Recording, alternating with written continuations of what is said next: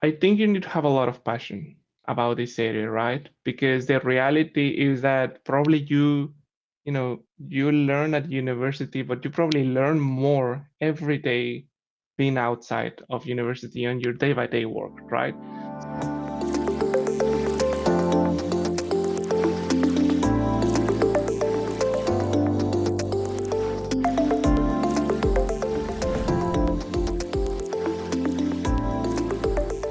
So I moved here last year in 2020. No, actually, it's gonna be 1 year this month. So basically, I got a job offer from Uber, senior software engineer. So I got this offer on March 2020 when the pandemic started, and I actually went to the interview, at Uber in Sydney, like 1 week before the country closed, which was, I think, the second week of March or something like that. So at the time when I went, like, we were hearing about COVID, but it was like not a big deal, and everything changed so fast. So I got my job offer in March, and unfortunately, I lost it in May because a lot of people, like a lot of companies, were like fighting or like canceling offers, and unfortunately, mine was one of them. But I was able to recover it on September. I just, reach out to another recruiter and say, I got an offer before. Is there a possibility that I could get it back? And eventually I was able to find a team.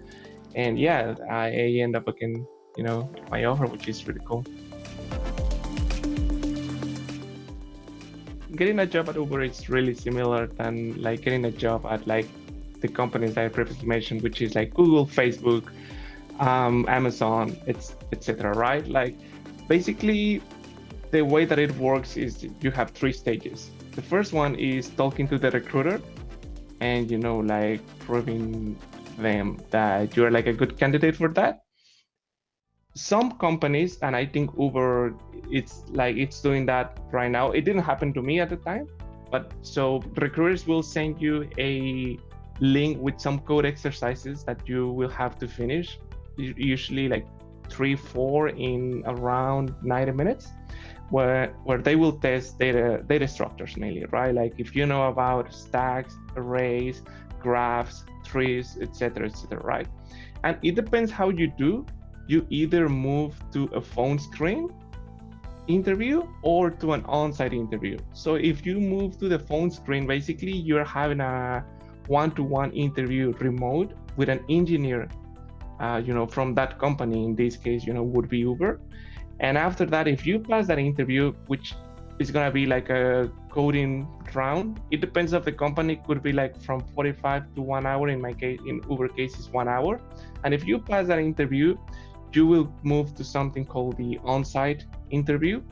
In the on-site interview, at least at Uber, you have 2 coding rounds where again you see like data structures mainly. One system design where they test your distributed system knowledge, and a talk to the manager where it's more like soft skills, and if they know if you can work with teams and collaborative, like, yeah, that's how it works. So in my case, basically, I actually, when I got the offer, it was the second time that I applied to Uber, right? Like I did apply, I think 6-7 months before, and unfortunately I didn't get the job. But it seems I was really, really, really close to get it. And the recruiter reached back to me again saying, we're gonna have the same event, because they were having a recruiting event in Sydney. So I was like, yeah, sure thing. One of the nice things about the interviews is like, if it's in a different country, they will pay for everything. They will pay for flights, hotels, food, etc. Right? So I was like, yeah, definitely keen to try again to, travel again to Sydney. And the second time was when I got it. Do you know how it works? So basically Uber and all these kind of companies travel to different countries in the world to do events in order to get to know people and then invite them to complete the whole recruitment process if you have the skills that they're after. So it works like that, or why did you go to Australia instead of Seattle to an event, for example? That's a good question. So basically Uber also has offices in Sydney, but it's not an engineer office per se, right? And usually most of big companies will go to countries where they can get like where the citizens of that country can get a visa to the United States, because getting a work visa in the United States is not the same than, like, for example, New Zealand, where you only apply and that's it, right? Like in the States, it's a lottery system where, like, even if you have all the requirements, you have it's a lottery, so you might or might not get it. So, for example, in the case of Australia and for Mexicans too, and I know that Chileans too, there is this different visa. In the case of the Mexicans, is the TM visa, where basically, as part of the NAFTA agreement, Mexicans can apply to this visa that you can get basically just going for an interview to the consulate, and that's it, right? So that was the reason that, at least in my case, I was called. And Australians, they have, I think it's called the E3 visa, and it's the same process, right? Like after you get the offer, you only go to an interview to the consulate and go like to the States. If you don't belong to certain nationalities, if they don't have agreements between countries, basically you go to the lottery system that I was telling you, right? And Okay. I have a friend that, for example, he was Russian, and he got a job at Amazon, right? But he had to go to the lottery system, and unfortunately, even though he had all the requirements and everything, he didn't get it. So Amazon actually canceled the offer because they were just not able to offer something like to him. He was not legally allowed to work in the country, which is kind of sad. So yeah, I think I'm quite lucky to have this type of visa. Uber mainly uses microservices, right? It's a huge distributed system. So the tools that we use to build those microservices is Go. We used to build microservices in Python, but we are migrating to Go right now. I work in backend mainly, so I could say Go. And there are a lot of products that Uber has revealed to adapt to Uber needs. Giving you an example, Uber built its own database on top of MySQL, right? Which I find super cool, just to be able to handle Uber needs. Basically, the same happened with Elasticsearch, as far as I know. What other technologies I might be using? Elasticsearch, Kibana for logging, metrics, we use M3. I mentioned Go already. Those are the ones that I can think of right now. Python for some old microservices. When it comes to the cloud, what you guys are using? In-house cloud. Uber has their own data centers for that, so we have our own equivalent of EC2 and their own equivalent of CI/CD. So yeah. I guess one of the things that I found really interesting about being at Uber is that you end up specializing a lot compared with my work at a startup, right? Like, for example, before I used to do a bit of front-end, back-end, a bit of AWS. Right now it's only back-end, and that's my only job, right? So I know that it's outside of not specializing, TypeScript, it's a really strong thing to use. AWS in general, I super recommend to everyone, not only DevOps, at this point, every developer, even sometimes front developers, they should know how to use AWS because everything is around the cloud. You cannot skip it. Node, I know that is a really technology quite high demand. I think those are the ones that I can think of right now. Big tech companies here in Seattle, though. Microsoft is here, that's for sure. Amazon has the headquarters here, and the Amazon offices are actually quite beautiful. There's something called the Amazon Spheres, which you should Google. It's a really pretty nice office. I know Google is here. I know Facebook is here. I think Airbnb moved quite recently. I'm not really sure if Netflix, but all the big techs, they're basically here. They're mainly, in San Francisco, Seattle, and New York. Most of the big techs will be present. being from Mexico, I grew up with the American accent, right? So not only from like, TV shows and commercials and, English material in general had that accent, right? So for me, like the difficult part was actually moving to New Zealand. I feel that's where I got like better, not an expert, but less worse about speaking English. And also when you work in the tech world, like you will work with like a lot of people from everywhere, right? Like Russians, Chinese, Indian people, and all of them have their own accent. One of the nice things about it is that everyone is extremely like understanding that, we're from everywhere else. So in case we struggle a bit, people say, oh, can you repeat again or something like that. So in general, overall, I think it's easier, but challenges are there every day, I guess. How about in Uber? Like you go to an engineering team, how many people out of 10 would be immigrants or sons of, like second generation or just arrived to the country for this job with Uber? Most of them, definitely. Yeah, like I actually don't work with that many Americans. Wow. My team is quite international, super international. And for example, my PM is the only one who is actually American. And when we have like big Zoom chats, I can like tell one or two people are Americans, but like it's a really international company. I would say that the numbers are really close, 7 out of 10, 8 out of 10, something like that.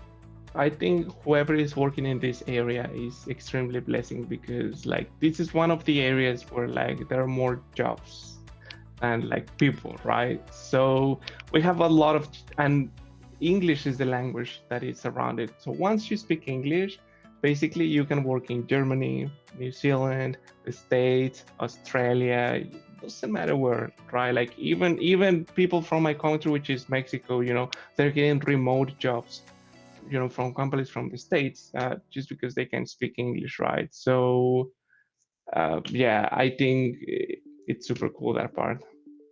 For example, this is, in Mexico, I know people that they can make more money working in a call center where they speak Spanish and English than any professionals that only speak Spanish, right? So, and also most of the terms will be in, or concepts, will be in English, right? So definitely it's a must if you want to go to this area, and if you want to do a good job. Right now it's super common that your product is in a country and your client is in B country, so you must communicate with them. I don't know, it's like that's how it is right now, and I guess I was lucky that at the time I decided to study English.